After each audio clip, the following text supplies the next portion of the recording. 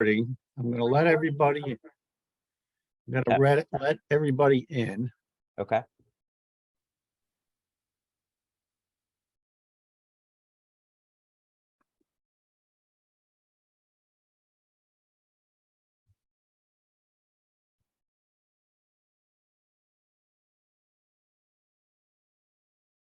Hello, excuse me. Hello, everyone. This is Dan Hendy from PRPS. You're here at the Aquatics Roundtable. I'm going to be assisting some customers with a technical difficulty, so I'm going to be off screen for a while. But I'm going to turn it over to Jeremy to get it all rolling. All right. Thank you, Dan. Good morning, everyone. Welcome to the March 7th Aquatics Roundtable. Appreciate you being here. I'm looking to see everyone's names as they filter in here. We actually have a guest presenter that is going to be on, hopefully, barring any technical difficulties, to talk about the Step Into Swim program. It's Rowdy Gaines, probably recognize that name. And he will be on shortly. In the interim, though, I was soliciting questions and concerns, or hey, just talking points for this roundtable. So I kind of took everybody's feedback that I got and made a quick slideshow, and I'm going to share that here. And some of you are actually on the call that sent me questions. And so when I go through the slide, if you would like to expound further upon, your concern or why it was a question or whatever, please feel free to do so. The less I have to talk, the better. But go ahead and feel free to expound upon anything that's on the slide there. I took it as kind of an opportunity to take this as like from a radio call-in perspective. So you'll kind of get my drift here as I share this. So welcome again. And also too, if Rowdy is able to be on here, as soon as he's able to get on, I will step aside and we'll let him present. So it may be a little bit of back and forth, but at any rate, bear with me 1 second and I will share my screen and we'll get started. Don't worry about all my bills I have to pay. Jeremy, don't you have a joke to start us off today? Oh my gosh. I actually do not have a joke, but I know that you have something chambered, right, Todd? All right. So a buddy of mine's working at a morgue, and my ex-wife came in the other day, and my buddy said, well, I guess she's still giving you the silent treatment. The second punchline is, well, I guess she's still giving you the cold shoulder. Thank you. The you. third punchline is, hey, I guess she finally ghosted you. You know, that's Todd's specialty is the dad jokes. And I love it. Thank you, Todd. Yeah. I thank you for saving me, because we have to start the roundtable out with something like that. And I did not have anything prepped. So thankfully, I've got a teenage daughter who shares something with me every morning. So awesome. I'm always prepped. Awesome. Very cool. Can everyone see my screen? Okay, I'll go into presenters mode, but just give me a thumbs up if you can see everything. All right. All right, cool. All right, so we are obviously here at the roundtable here today, and I wanted to share this video first. This is late breaking. This is just this morning at my facility, and every time, Dan, I see you back on. Are we going to get? Is Rowdy able to? Yeah, Rowdy is with us. Okay, awesome. Let me stop my screen share, and we will. I'll let you go ahead and introduce Rowdy. Well, for those of you who don't know, Rowdy Gaines is an Olympic champion, and he's in the U.S. Olympic Hall of Fame. And I have been had the privilege of getting to know him a little bit, and PRPS is looking forward to working with Rowdy as he is the director of the Step Into Swim program, which is dedicated to helping youth in underserved communities learn how to swim and be safe in the water. So I invited Rowdy to attend our roundtable this morning and talk a little bit about the program. And so I can just turn it right over to you, Rowdy. Okay, thanks, Dan. Can you hear me okay? Yeah. Okay, good. Thanks for letting me join in. I'm sorry to interrupt your meeting right in the middle of it. I apologize, Jeremy, and I'll be brief, I promise. So yeah, as Dan said, I run a charitable philanthropic initiative called Step Into Swim. It's part of an organization called the Pool and Hot Tub Alliance, PHTA, and PHTA is sort of the chamber of commerce of everything in the pool building, construction, retail, manufacturer business. We have about 5,000 members, and the foundation part of PHTA is Step Into Swim. And what I do is I raise money throughout the country, primarily through our membership. And the money I raise is matched by our PHTA board, and that money is funneled out. 100% of it, all of my administrative costs and my salary are paid for by PHTA. So 100% of those funds raised goes right out the door to swimming lesson providers, learn to swim programs around the country. There's no catch. They apply at stepintoswim.org, and we have about 750 grant requests right now. So we can't grant every single one of them.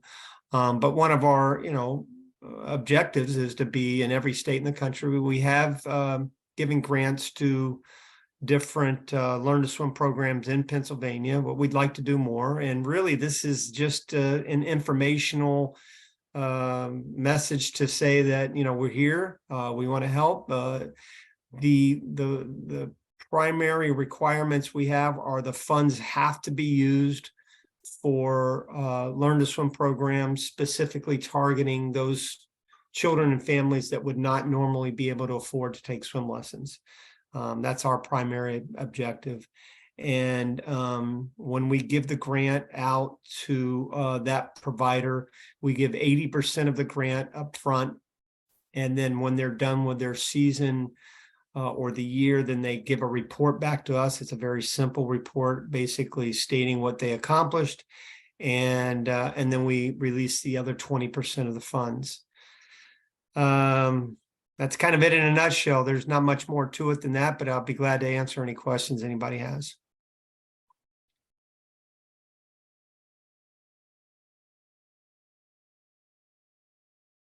While everybody is thinking of their questions, I put the website of Step Into Swim in the chat box for you if you want. We are looking for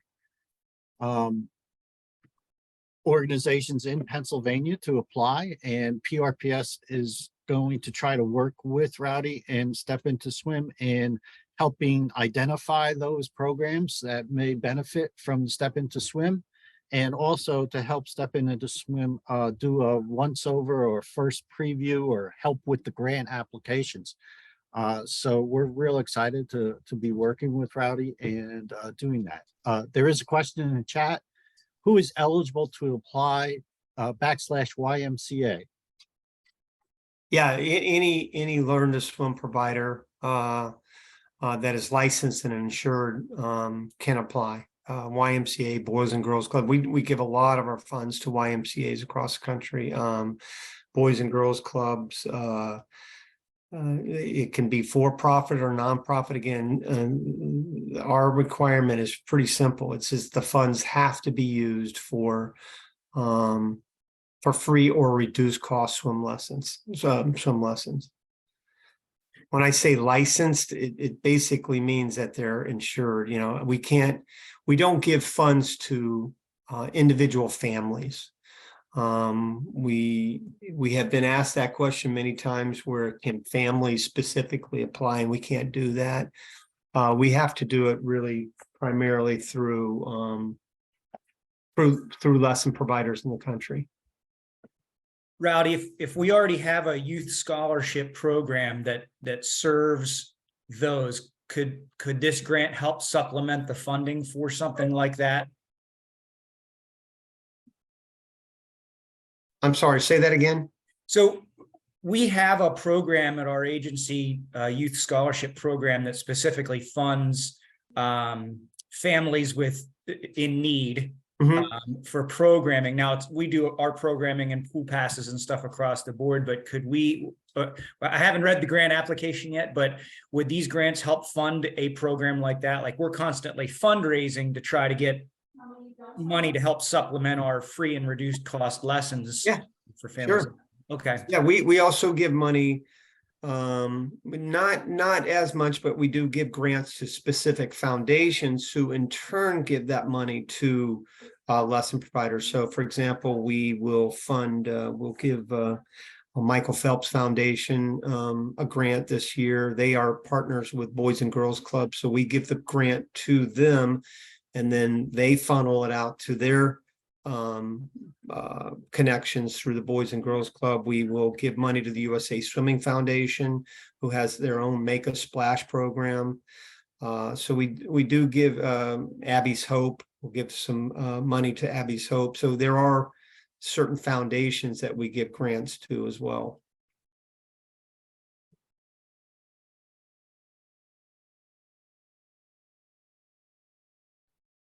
And does the grant process have any hard and fast guidelines as far as who is eligible?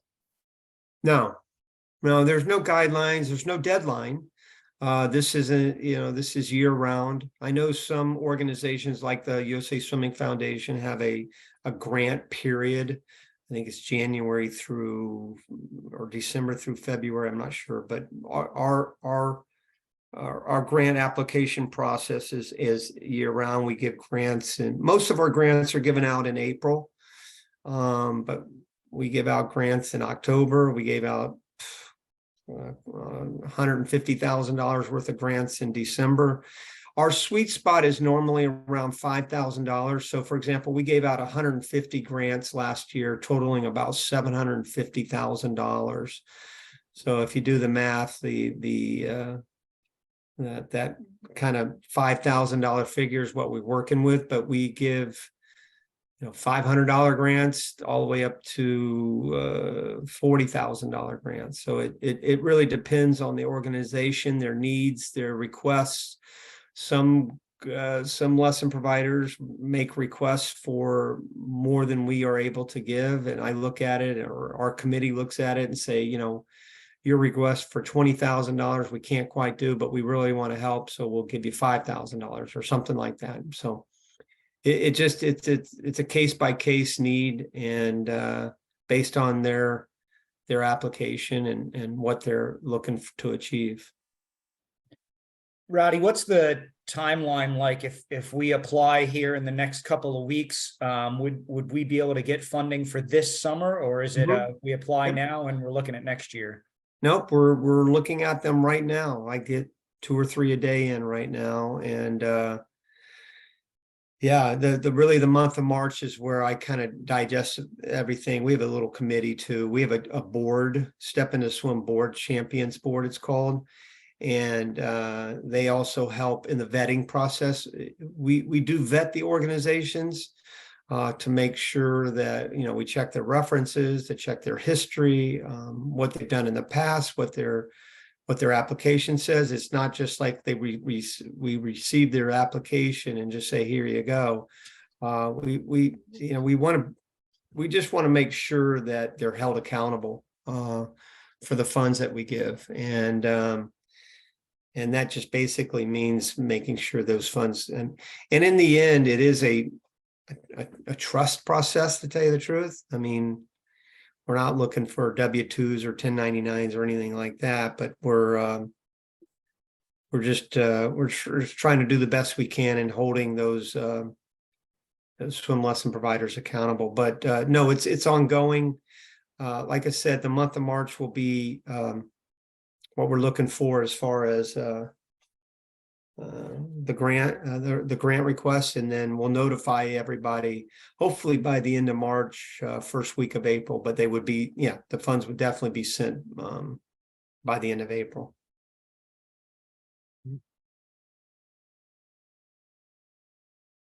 Mhm. Any other questions for Rowdy? I don't have a question. I just want to say I'm so happy to see PRPS taking this initiative to partner up with Step Into Swim. I think it's a resource that's great, and maybe not everyone's aware of it. So really happy to see that. Okay, great. All right, guys. Well, if you have anything else, Dan has my my email, and feel free to shoot me in with any questions, and we can go from there. And thanks. Rowdy, thanks for coming on today, Yeah. being with us. If you want to hang out, we're talking pools all for the next hour. Maybe you can help us out a little bit, whatever you like. And we got some really bad jokes if you want to listen in. I'm going to run, but just let me know if you have any questions. Okay, guys. I'm trying to vet 750 grant requests this week, so I'm trying to go through a lot of them. But is it okay if I put your email in Yeah, the chat box? Absolutely. No All problem. right, I'll do that then. All right. Take care. Thanks again. Thank you, Rowdy. Bye. Dan, can we maybe put that link on the aquatics resources page on the PRPS website? Yeah, I can look into that, Todd. I just have to make a note and remember. But yes.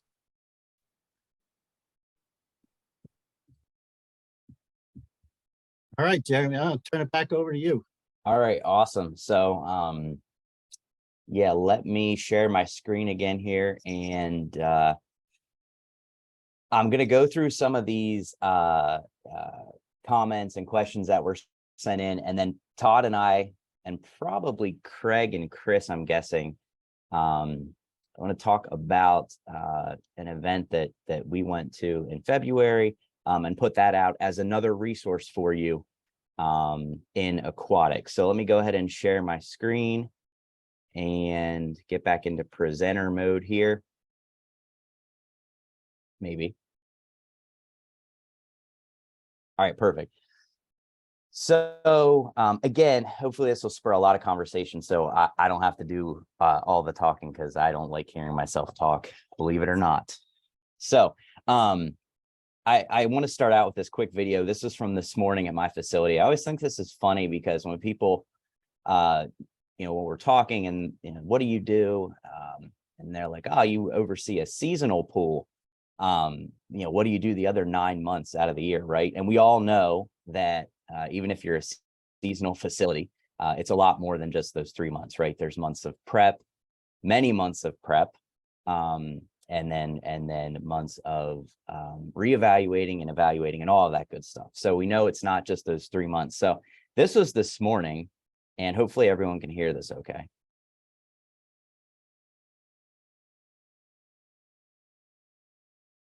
Now, we obviously didn't get a ton of snow like some areas did, right?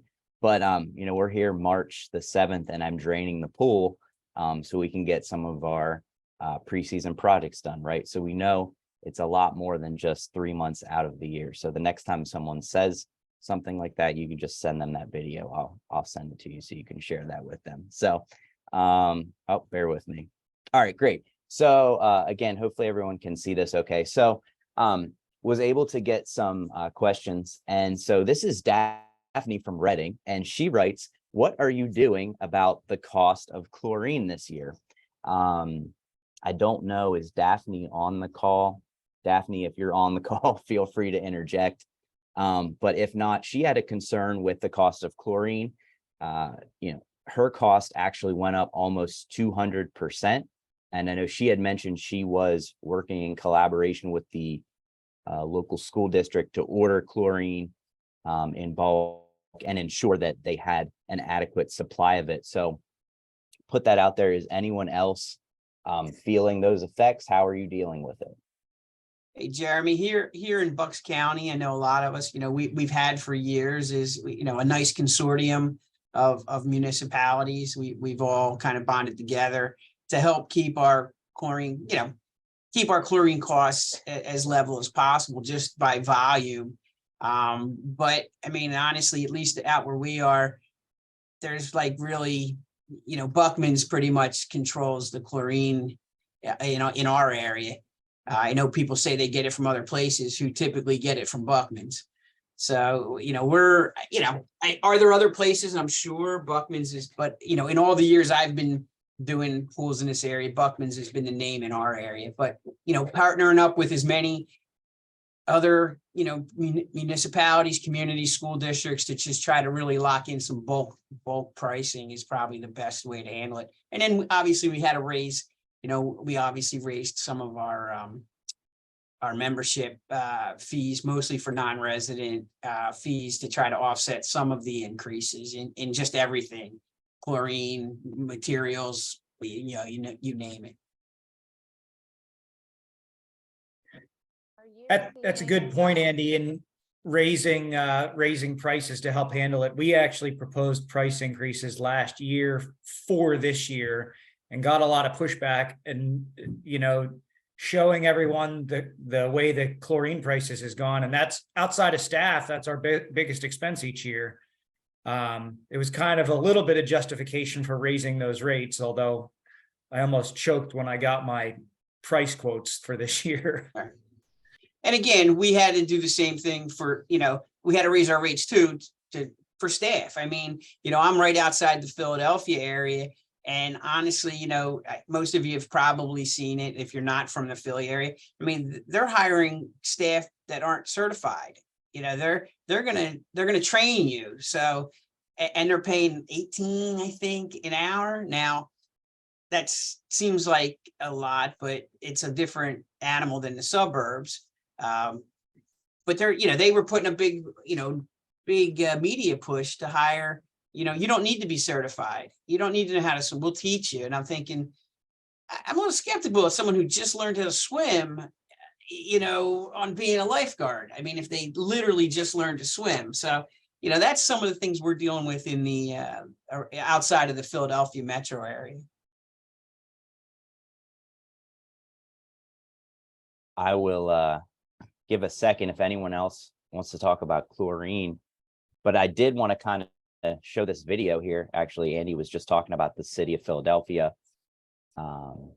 They actually are doing a fundraiser to raise money, or did a fundraiser rather, to raise money for bonuses for their lifeguards. So I'm actually going to go ahead and show this video quickly. Maybe.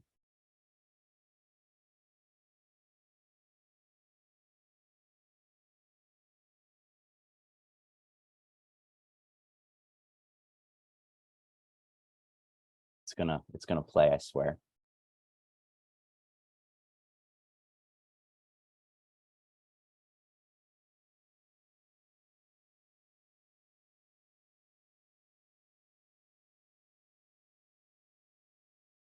Maybe.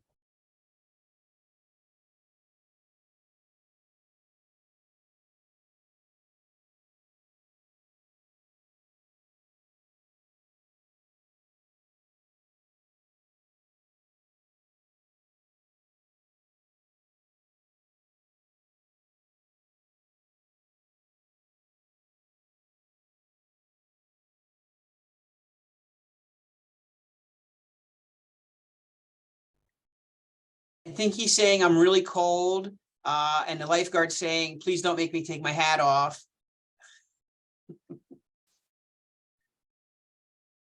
Yeah, should we do bad lip dubbing over this?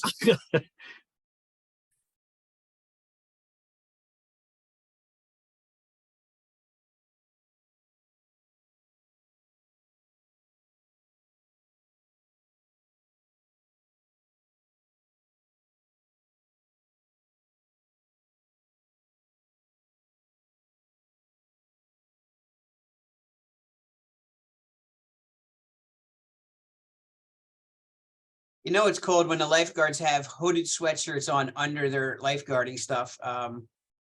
Yeah, they don't want to go in the water. So I hope everyone can swim.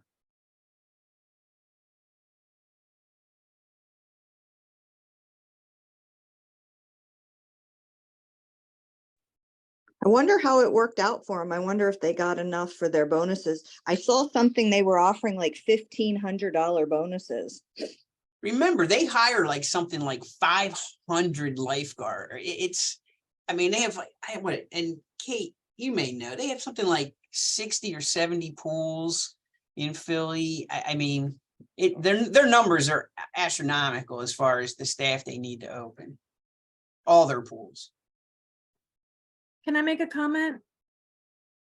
Yes. Thanks. So last year I actually hired 2 lifeguards who didn't want to work in Philly where they lived because they had such a horrible experience lifeguarding, and they came out here even though we were paying a little bit less.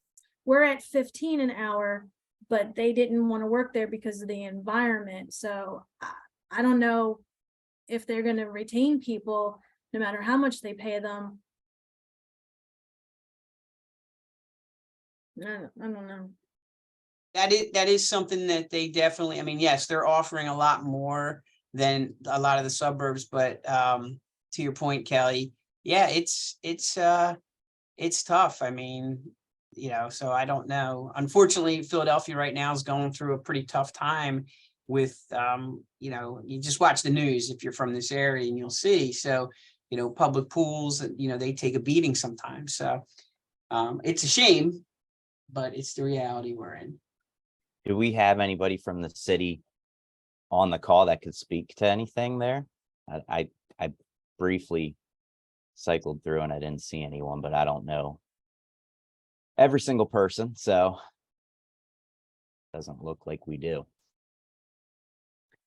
So yeah, with the price of chlorine, as Andy said, you know, Buckman's is kind of the go-to here, right? And if you're not buying it from Buckman's, well, they're buying it from Buckman's. So Buckman's is kind of has the lockdown. Obviously partnering up with as many organizations as you can help with your pricing. Is anyone else doing anything creative or have any other thoughts when it comes to how they're dealing with the price of chlorine or chemical prices in general? I did want to ask if anybody's using Univar. Univar seems to be a competitor, but you can only get it in either 15-gallon carboys, or you have to have a fitting so that a tractor trailer can deliver to you. Like you have to have a specific pipe fitting for them to be able to, they can't just open up a hose and put it in your tanks. They have to use the actual 2-inch line fitting you have to install.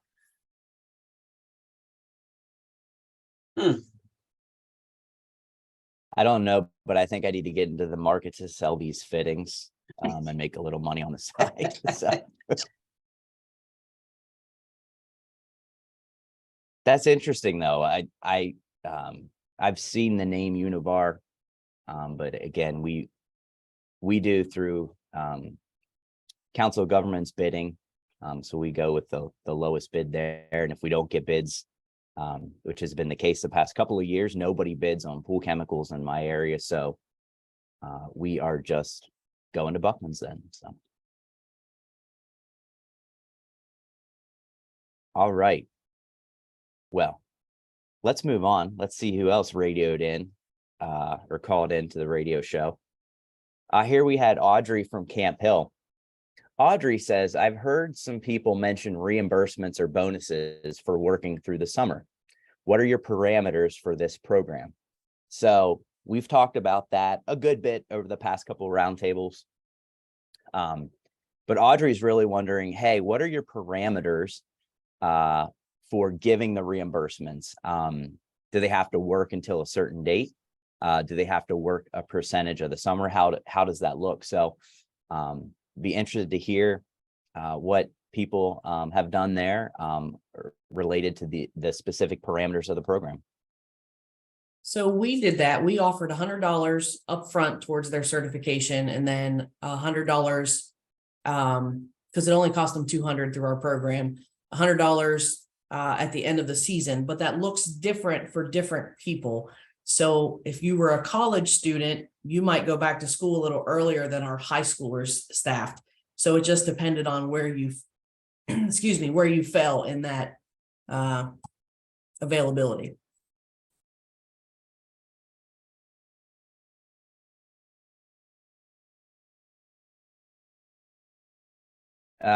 Sorry, thank you, Deanna, for sharing. I see Kat says in the chat box here, is this in reference to cert cost reimbursement or membership reimbursement?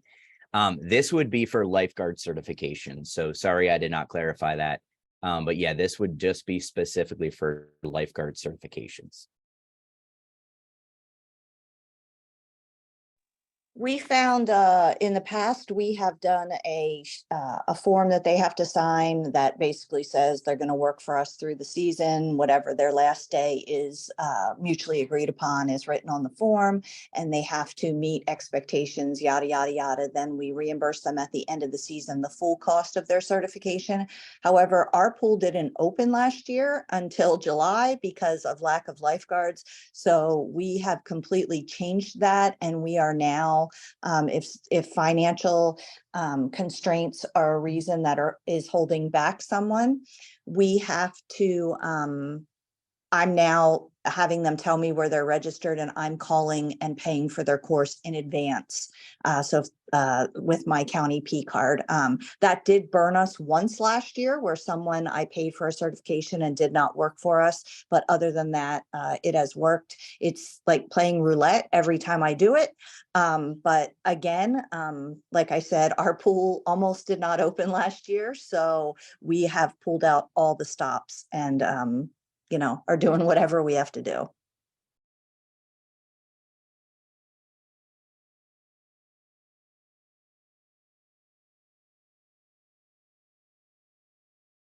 Awesome. Thanks for sharing, Tammy.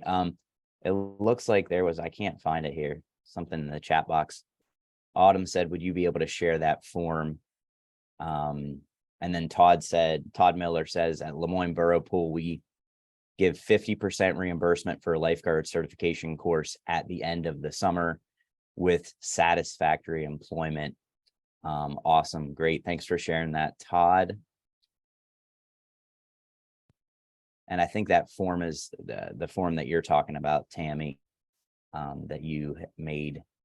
Yeah, just let me know how I can share that, and if there's a resources tab on the website or who I need to send that to, and I will do that.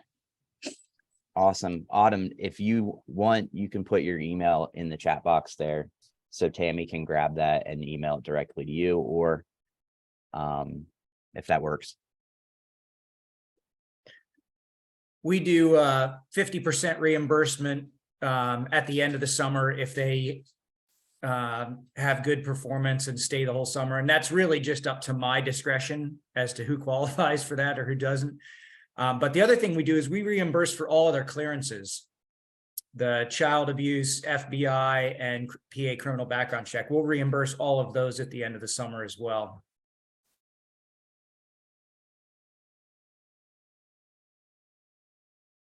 Awesome. Yeah, anything that you can do to help offset some of those costs and take down a barrier for someone applying for us as opposed to Sheets or Target, right? All righty. So moving on, unless someone has any final things to share about the parameters with their reimbursement programs. So Tim from Mount Lebanon, and I think, Tim, you're on here, so I'll let you chime in after this. Tim from Mount Lebanon says, does anyone have pool supervisors that are not lifeguards or have very limited aquatic background? Tim, are you still on the call? I am. Go ahead and take it from there then, Tim. This is kind of a rollover from COVID. When we were closed over COVID, prior to me starting here in Mount Lebanon, there was a core staff group of supervisors that were much older. Maybe had been lifeguards at one point in time, but had a extensive history at this particular location. After COVID, none of them came back, and we've flipped and actually been using a lot of our 50-year, 6-year guards that have been coming back, but they're in college and they may be sophomores or going to be a junior, type of a situation. Well, what we see now is the year that we were closed, I have that vacuum of leadership in regards to, I got a lot of third-year guards who might be going to become seniors next year in the upcoming school year.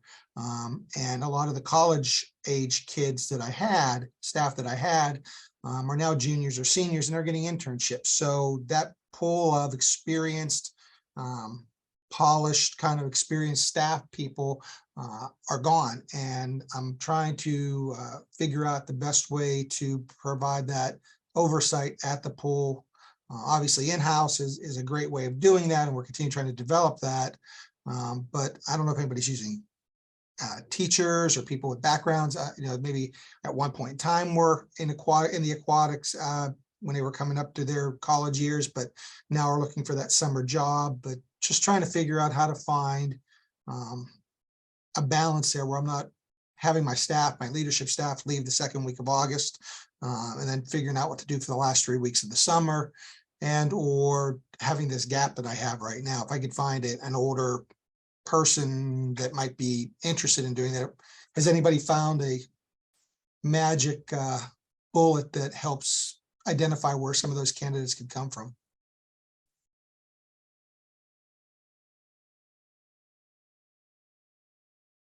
Tim, I really like the school district option, looking for teachers, cafeteria workers, bus drivers, anybody that's maybe more of an adult that can do that. The other option, we've been looking for somebody like that, but haven't been able to find anybody that's interested. My other option be, can you find somebody and hire them and then train them in lifeguarding or something, get them the skills that they need to do that. It's hard at times. It's hard to have someone supervising lifeguards if they can't coordinate a rescue because they don't know what's going on. But even if instead of going through the full lifeguarding class, do like a lifeguard manager class or something like that, might be an option too. We're kind of in the same boat. I have the same lack of leadership positions at our pool because of COVID. So I'd be interested to hear anybody else's solutions as well. Yeah, Tim, the lifeguard supervisor course of the Red Cross is a 6-hour online course, and you don't have any prerequisites for swimming. So that might be a good option if you hire someone with no aquatics experience. Thanks.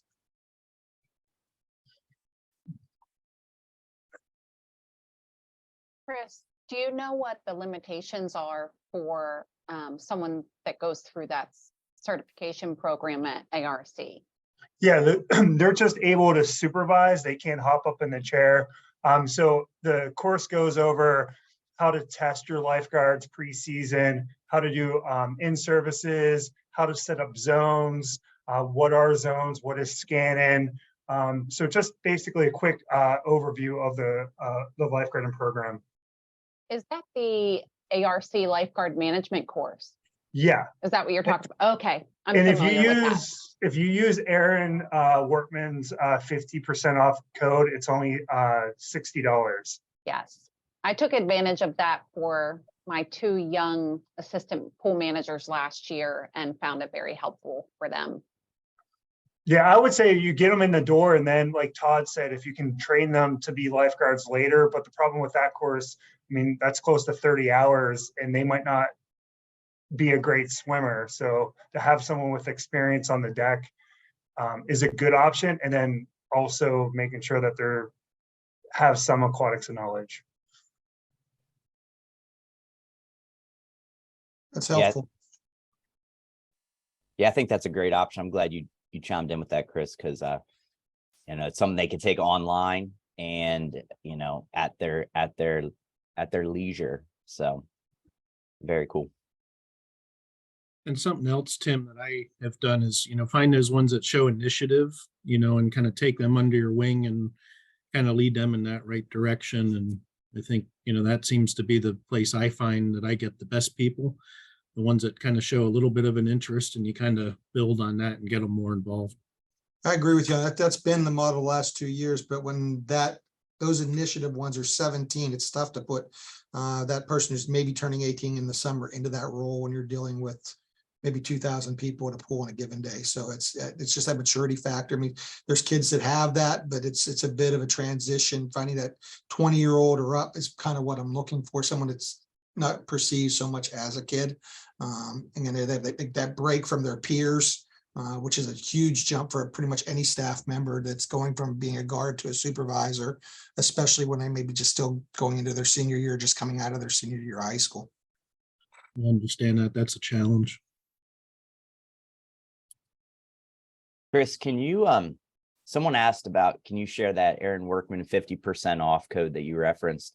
Can you put that up in the chat box or? Yeah, absolutely. I'm going to grab an email and I'll put it in the chat box. Wonderful, wonderful. Sue in the chat box said Mechanicsburg uses teachers from our school district. We have at least 3 managers with lifeguard certification / pool experience. Will not hire anyone without aquatic knowledge. Bad experience last season with manager without pool experience. So yeah, sounds like we get some good, we get some bad. You just never know what you're going to do, you know, what you're going to get. So I will say in the past, we've had managers that were not lifeguard certified, but we made sure they were CPR / first aid and AED certified. And that worked out okay, but we like it if they have lifeguard certification and have kind of come up through the ranks, if you will, of lifeguarding at our facility or another facility. So, but sometimes we can't be too picky with that. So it all just depends on what our staffing levels are.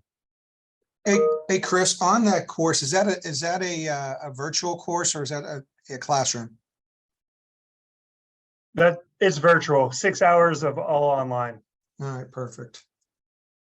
I'm looking at it as, I mean, I have some, but I'm just trying to, again, pad my cushion if I can, if I've got other bodies. I need probably 4 or 5 of those over the course through the summer as we rotate through the entire summer, just to rotate staff through. So I've got some returning senior staff who've shown the initiative, but I've never been in the role. And I'm just trying to figure out what my best strategy as I put this together for this summer. Hey, Tim. Yes. So in December of 21, they relieved my director left and I was by myself. So I had no pool experience. So I had to jump in and get my CPO. And I took the lifeguard management course because I've never been a lifeguard or had to manage a pool or anything like that. And I found it extremely informative and helpful. And like it really helped me out. And I would highly, you already know, but I would highly recommend it. It was very beneficial to me. Thank you so much.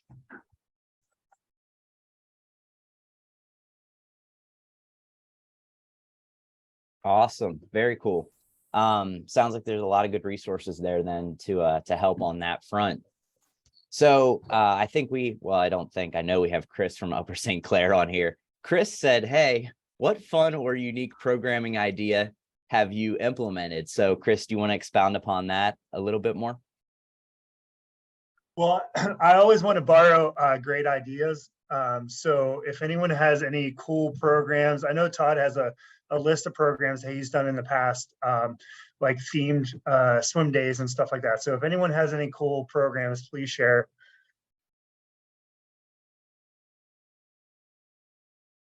We do a lot. We do things like that. We're lucky enough to have our concessions area vendor also has a side blow up business. So we do family fun days where no extra charge. We work that kind of into their contract. They bring some inflatable slides, a DJ. We do a lot of those kind of things throughout the summer, different things, dance parties, movie nights, I think kind of the standard, but family fun days always seem to go off well. We set up, the big slide in the middle. Christmas in July, we get snow every year. It's amazing. I don't know how it happens, but it's just a weird place we are in the weather pattern. So anything we can do nowadays to make it fun and different than the YMCA's and stuff. Unfortunately, yes, we're competing all the time for memberships. So what can we do and still maintain our community? You know, we are basically a very community oriented pool. We're built right into a neighborhood, and we want to try to keep that. And we've done so very well so far. Couple of the popular programs we're doing right now, we have a youth triathlon for kids aged 6 to 11, and they swim in the pool, they run, they bike on a bike path that is adjacent to the pool, and then they run on a grass field that's near the pool, and it's all very short distance. Our cardboard regatta is fantastic. Kids have to build their own boat. There's parameters. They can only use cardboard and duct tape.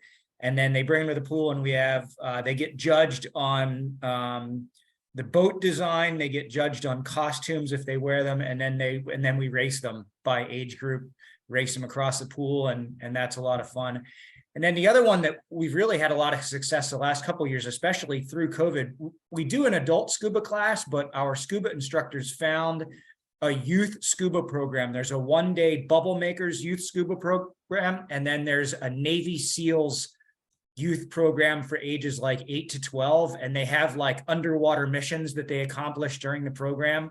Really cool, sells out every time we do it. Now, obviously they can only take like 6 to 8 kids at a time, but that's been popular. And then one I'm looking at for this fall is at AOAP, somebody talked about a pumpkin chunkin event they had, which is essentially bobbing for pumpkins in their outdoor pool. And they got donations from a bunch of local farms that sold pumpkins, and in return, the farms got sponsorship to the event, and kids could bob for the pumpkins to take home to carve for jack-o'-lanterns. So I'm waiting to get more details on that, because I'm assuming they weren't actually in the water. Like the pumpkins were in the water, but the kids had to fish them out somehow. So Todd, I'll parry on that. I did a bobbing for apples type event this year. I thought in my head, like this time of year in February, March, I thought it was a really cool idea. I'm like, yeah, we'll do it like towards the end. We'll do bobbing for apples. We'll just get a whole bunch of apples, throw them in the pool, and let the kids just get them out, take them home, whatever. So one, apples don't go into season really till after pools close. So getting a lot of apples is harder than I thought. Two, green apples sink and red apples float. Didn't know that. I actually questioned the farmer. So we tried something like that. It was, in my head, it was phenomenal. In reality, my pool managers went, that was the stupidest thing.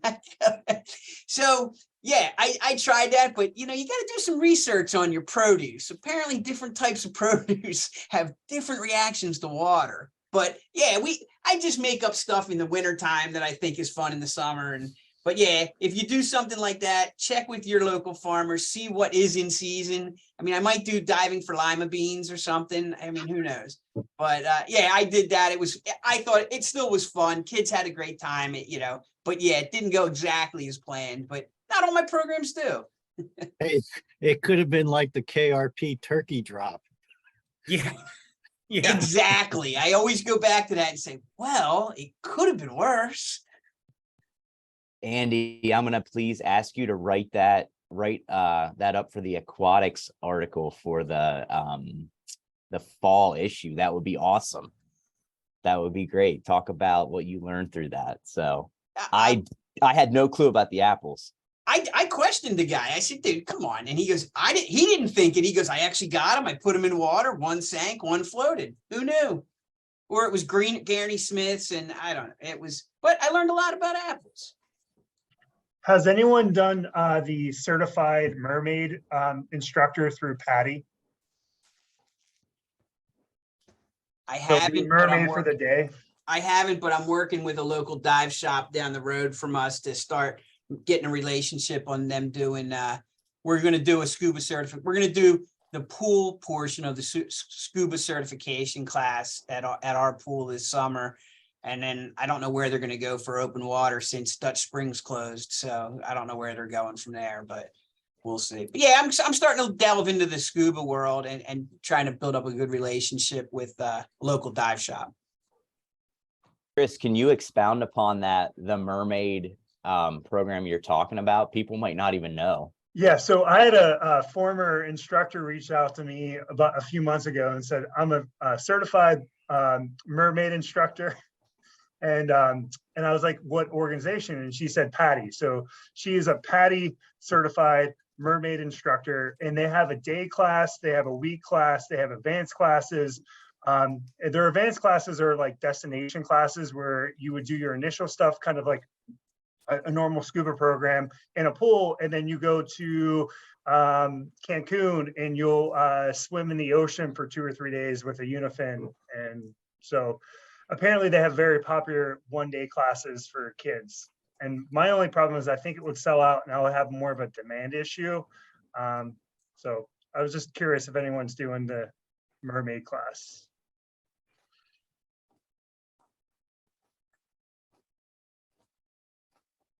Okay, so it's out there, but apparently there's not that many instructors. If you go on their website, there's like a handful of instructors. Is anyone doing programming that's not aquatic at their facility? A couple years ago, we tried like a sunrise yoga on our deck. Somebody came to me and asked about doing a sidewalk chalk art on our pool deck, like an art class, sidewalk chalk art class on the pool deck, because we've got so much concrete. But I don't know if anybody else is doing non-aquatic programming in the pool area. Yeah, Todd, we do yoga on the pool deck every morning.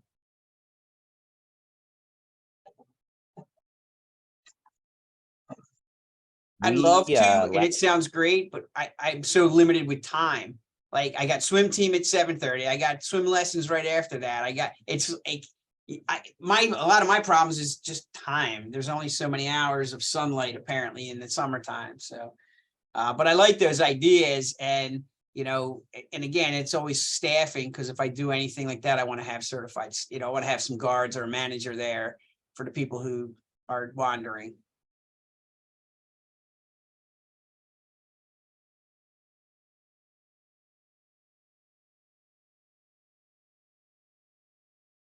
We tried to offer a yoga class similar to what Todd said. It was like a sunrise yoga. And then we tried to do strong 30, which is like a high intensity interval training class, 30 minutes. And we got no takers on those last year. Doesn't mean we won't try again in the future. Now our aqua Zumba, our swim lessons, classes like that are filling up with no issue. But some of the dry land type stuff, we have the space to offer it, but we haven't gotten any takers so far. Is anybody offering an adult swim meet or anything like that? We have a request to do a just for fun adult swim meet.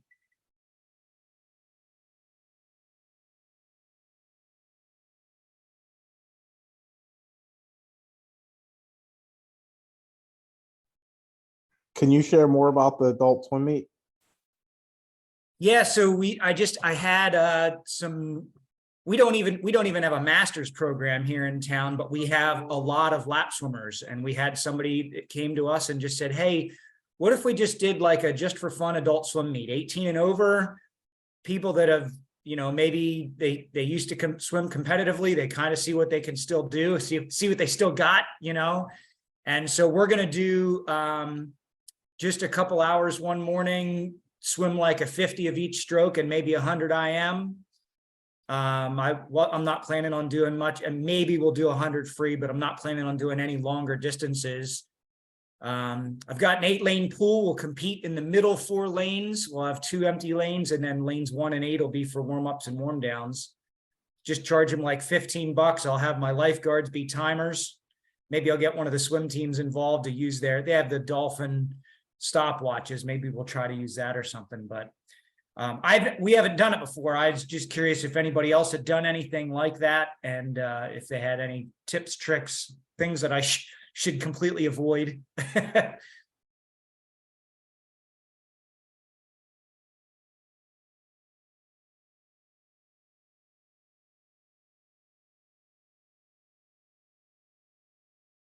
I think that sounds like a really cool thing. I'm totally going to sign up, but I'm going for slowest speed for obvious reasons. So.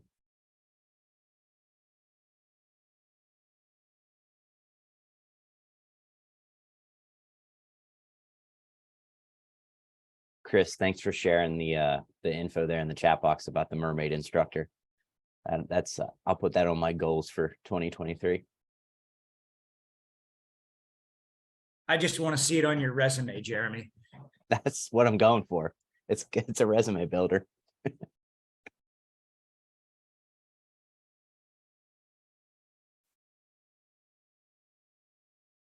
All right, real quick here. Matt from Mannheim said, "Are we doing anything with the aquatic pay survey results, or did I fill out that survey for nothing?" No, you didn't fill it out for nothing. We are going to be utilizing that information. I believe that it will be published in the spring issue of the PRPS magazine. I know BK kind of spearheaded that project, and that will be in the newest issue, which will be out, I think, in April, beginning of May. But it will be in there, so that you'll get to see all that information that we collected, and it'll bolster your efforts with pay adjustments and things of that nature. Will it also be posted online?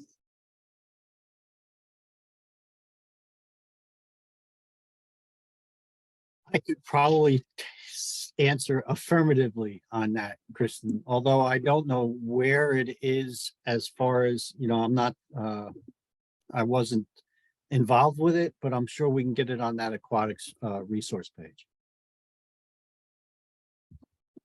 I'll just add it to my note. Thanks, Dan. I was struggling with the mute button, so appreciate that.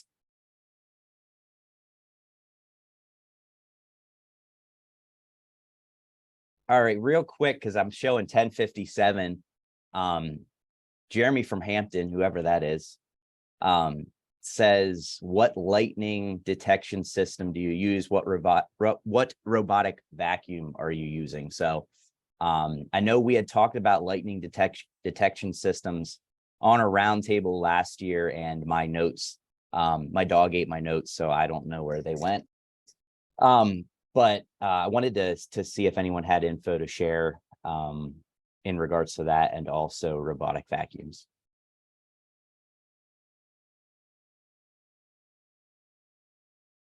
Well, I'll admit it, we're still using the tried and true lifeguard eyes and ears system, and it works pretty well. Amazingly, they can hear thunder from 700 miles away on a busy day, but not here.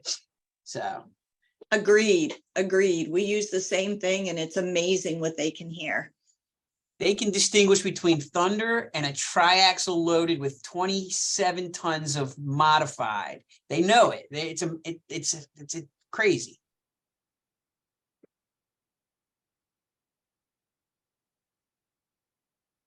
Is anyone using an actual system? I remember, I think it was Matt from Mannheim had mentioned this last year, but maybe everyone's just using their eyes and ears, which obviously works well.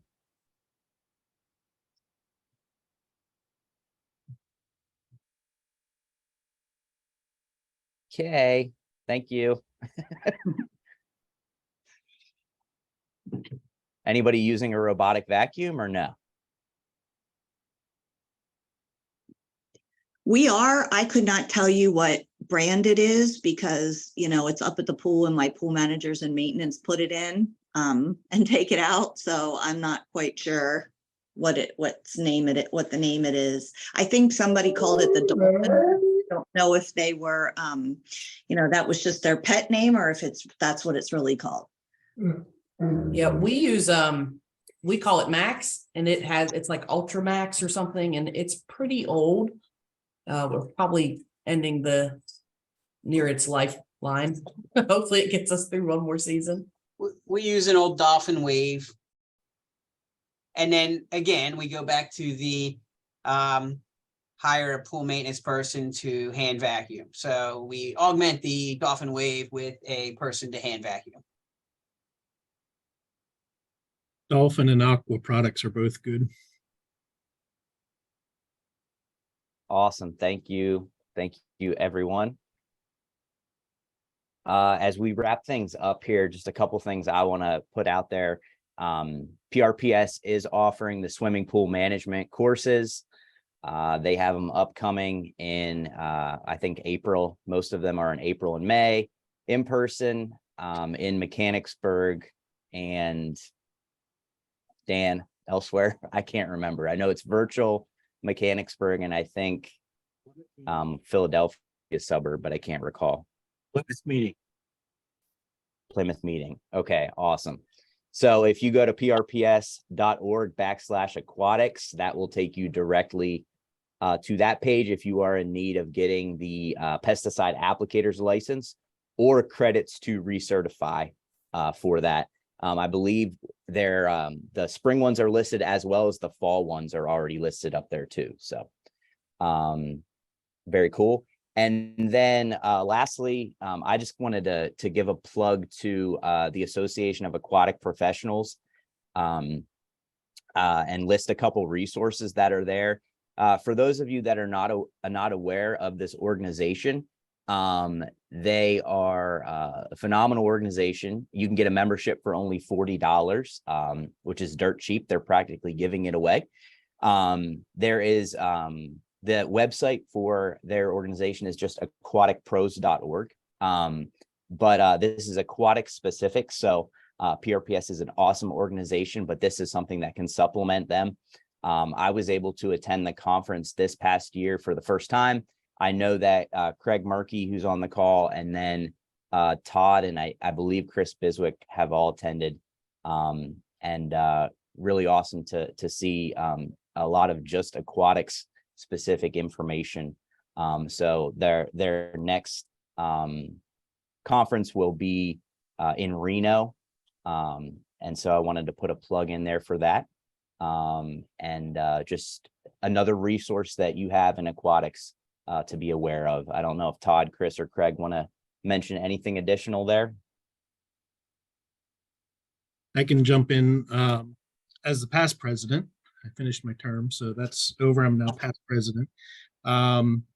This conference this year was our first co-located conference with NDPA. We'll be doing that again next year. I believe they're working out pricing for next year that we'll be able to attend both sides of the two conferences together. So that'll open up some even more session offerings that you can attend that NDPA puts on and kind of supplement what you're looking for your agency or what you're looking for to gain for your own professional experience. But it's a great place to network. It's a great place to go and see all of the pool vendors in the expo hall, find out, the products that you're looking for and, find some good deals and be able to see and touch a lot of the stuff that they have for sale. So I think it's a great opportunity. And I find that to be the place I get most of my aquatics professional experience. So. And Craig, this was the first year that they had an aquatic school. Is that correct? That is correct. And next year we'll be offering both a second year aquatic school and continuing on the first year. And I think we're going to try and develop then in 25 a third year. So I'm actually sitting on that committee right now. I'll just add to what Craig said. It is really fantastic. I mean, the sessions that are offered, you've got to make hard choices to choose which sessions because there's multiple ones you want to go listen to. Everything from swim lessons to the pool physical plant, pool management, lifeguard training. I mean, they just had just about everything. Drowning prevention. The expo hall is fantastic. It's all aquatic vendors. I would add that the challenge for most people seems to be it's a little pricey. Not just the conference, but when you add in hotels and airfare and all of that, it can add up. But depending on what your situation is, even if you could save up and go like every second or every third year, it's absolutely worth it to get to it. And pay attention if they have online classes and stuff like that that you can participate in. And Craig, are there scholarships for professionals? I was just going to add that in as soon as Todd said that. So you can sign up and apply for a professional scholarship to attend the conference. And I think that, we had a pretty good intake this year as far as donations. So hopefully they'll be able to offer several more professional attendees to come this year. So PRPS also offers several professional development scholarships that you can apply through PRPS for. There's a regular one. I know there's a brand new Don Joyce professional scholarship. So I know there's a couple options out there through PRPS for any professional development. It does not have to be specific to PRPS. And I'll also add on that note, the application process for PRPS scholarships is really straightforward, really easy, and it's a great offering and a great resource to be aware of. So it can definitely help offset the cost of registration or lodging or whatever the case may be. So keep that in mind. Okay, I'm looking in the chat, and Andrea asked, says it's her first time attending and wants to know how she can continue to be in the loop. Just to let everyone know that I will send out a link to the recording to everyone. And I did want to talk about, I would imagine there's a general desire to have another meeting for the aquatics before pools actually open sometime in May. Would I be correct in that kind of an assumption? Yes, but I would request earlier in May, not later. Yeah, I would say no later than May 1st. All right, are you serious, Jeremy? You can go with whenever. I agree. It should be earlier, the better. And I mean, everyone knows May is May. your Yeah, hell May is week May. all month long. Maybe So. even the end of April, late April, last week of April, first week of May, maybe whatever works with the PRPS schedule. Yeah, Well, no, we can. April 25th is a Tuesday, if we want to stay with Tuesdays, or May 2nd is a Tuesday. They're probably both either good. So no later than May 3rd. So not like Sounds the good. week before, but not like the day before Memorial Day or anything like that, right? Oh, my. We all might have an adult beverage with us if you do it at that point, but And it'll have to be around midnight because I don't leave here until like, I don't know, 10. Hey, I also wanted to give a quick shout out to Kelly and Kat. They are newly minted CPRPs. They took the test last week and passed with flying colors. So congratulations, you two. Thanks, Stan. Your class really prepared us. We appreciate it. Thanks for this plug. I second that. two quick things I want to add too is congratulations to you both. Kat, thank you for writing an article for the past PRPS magazine. If anyone is interested in writing an article for the aquatics column moving forward, let me know, let Emily from PRPS know, Emily S. And that would be much appreciated. And then Tammy, you might have something to add here. I think we're still looking for room host, right, for the PRPS conference? Yes, we are looking for room hosts, and several of those are aquatic sessions. So Jess Cirillo is specifically looking for room hosts, although you could email me as well and I could hook you up with her. So we are getting a little desperate for that. Conference is a few weeks away now. And also if Todd and Chris and Matt could stay on the call for like 2 minutes when we're all done, I have another favor to ask conference related. Amy, can you put your email in the chat? Sure will. I just put Jess's in there also. Okay, Thanks, everyone. Dan. Well, thank you for attending. I'm gonna call it for now, just because I know some of us have to get back to work, get in our pools, go fish out some apples, those types of things. Todd, you got one to send us off on? I just wanted to remind everyone that puns about communism aren't funny unless everyone gets them. That one's funnier than the last.